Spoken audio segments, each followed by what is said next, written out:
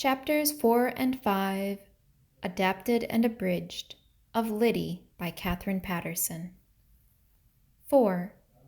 Frog in a Butter Churn. At the tavern, Mistress Cutler decided to give Lyddie the job of building the fire every morning from hot coals left over from the night before. The first few nights, Lyddie was afraid of waking up too late in the morning and finding the fire completely died out.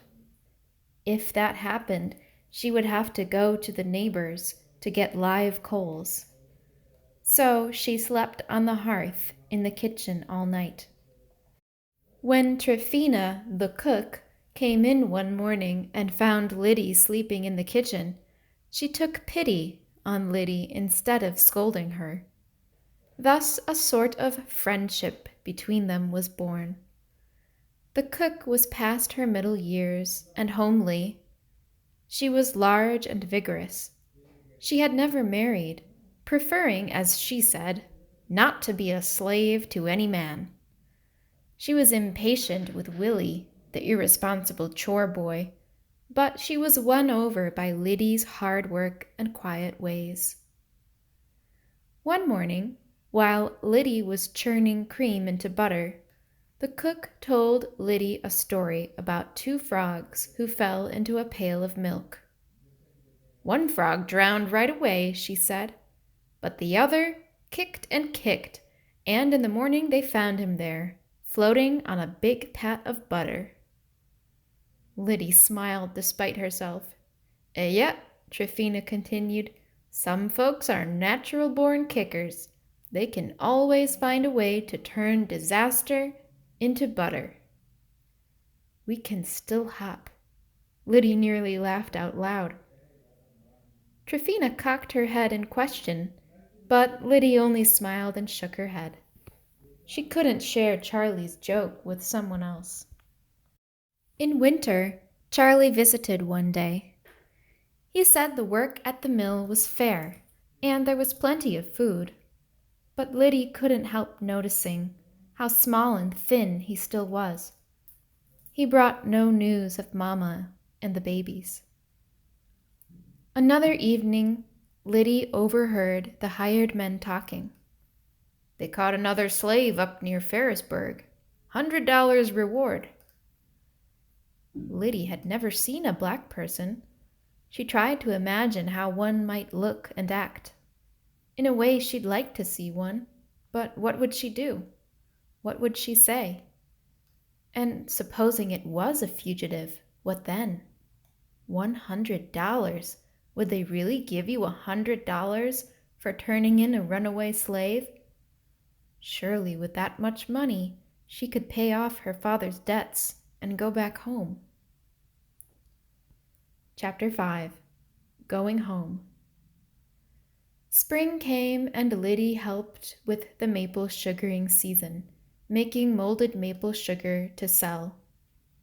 Mistress Cutler decided to take a large selection of the molded maple sugar to sell in Boston. Well, said the cook one night, the mistress earned herself a trip. I think the rest of us have too. Where will you go, eh? Asked Lyddie wistfully. Me? Tryphena said. She was knitting, and her worn red hands fairly flew over the yarn. I got no place I want to visit. I've been to Montpelier twice. That's enough. Boston's too big and too dirty. I wouldn't like it. Where would you go? Home, said Lyddie, her voice no more than a whisper. You can go and be back in no more than a couple of days at most. What was the woman saying? Go on. Tomorrow, if you like. Lyddie couldn't believe her ears. But who's going to care with the mistress gone? She turned the row and began to purl without ever looking down. Would it be all right? If I say so, Tryphena said. With her gone, I'm in charge, eh?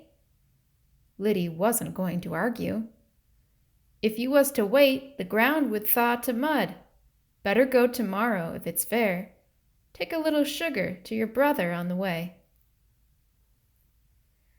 Lyddie stopped at the house by the mill where Charlie was living, but the woman there said he was at school. "Charles is a very bright boy," she said.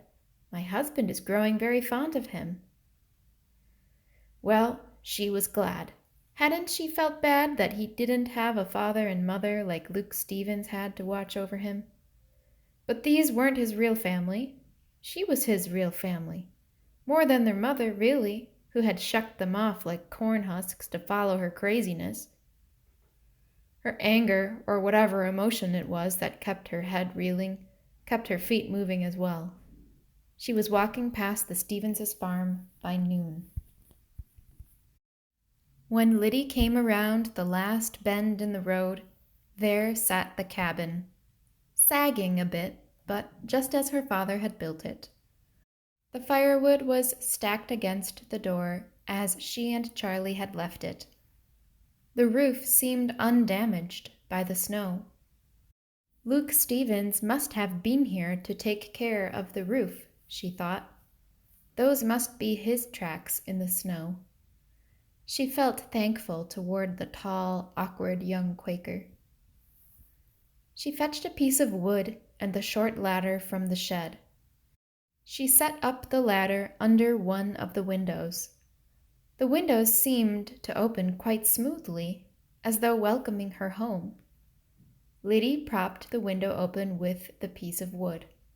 Then she swung her right leg over the sill and bent her body to squeeze through the opening. Then she saw it at the fireplace. A shadowy form. She stifled a scream.